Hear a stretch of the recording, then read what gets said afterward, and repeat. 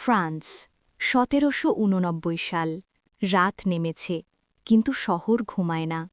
বাতাসে অদ্ভুত এক চাপা উত্তেজনা, যেন কিছু একটা বিস্ফোরণের অপেক্ষায়।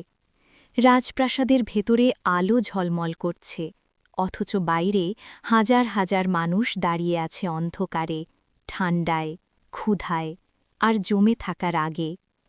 রুটির দাম এত বেশি যে অনেক ঘরে চুলা জ্বলে না। মায়ের হাতে খালি থালা, শিশুর চোখে ক্ষুধার কান্না, আর মানুষের বুকের ভেতর ধীরে ধীরে জন্ম নিচ্ছে আগুন। শহরের গলিতে গলিতে একটাই কথা ছড়াতে থাকে, আর না। ছোট একটা শব্দ, কিন্তু তার ভেতরে লুকিয়ে আছে ঝড়। হঠাৎ এক সকালে রাস্তায় নেমে আসে জনতার ঢল। হাজার হাজার পায়ের শব্দ একসাথে কাঁপিয়ে দেয় শহর, যেন যুদ্ধ শুরু হয়ে গেছে। সামনে দাঁড়িয়ে আছে এক বিশাল কারাগার, বছরের পর বছর ভয়কে বন্দি করে রাখা পাথরের দেওয়াল। কিন্তু আজ সেই দেওয়ালও কাঁপছে। চিৎকার, ধাক্কা, ভাঙচুর, আর এক মুহূর্তেই ক্ষমতার প্রতীক ভেঙে পড়ে মানুষের সামনে।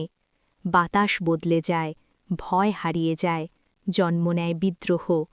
একটি বিপ্লব শুরু হয়ে গেছে, কেউ জানে না এর শেষ কোথায়, কিন্তু সবাই বুঝতে পারে ইতিহাস এখনই নতুন করে লেখা হচ্ছে।